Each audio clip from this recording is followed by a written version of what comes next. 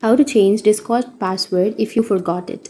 So if you want to change your Discord password and if you have forgotten it, then what you can do is first open up your Discord application and make sure to log into your Discord application. Once you've logged in, you can go to your profile, which is on the bottom right, and here under your profile you can simply go for settings, which is on the upper right, which has that gear shaped icon, and go for privacy and safety.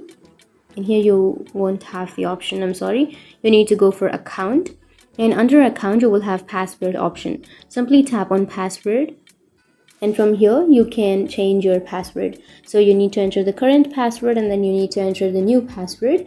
And once you enter your current and the new password, simply tap on change password, and you can change your password.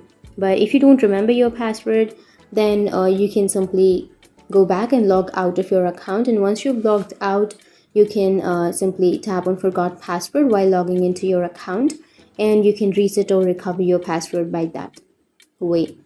So this is how you can change your password, and if you have any questions, feel free to comment below. Thanks for watching.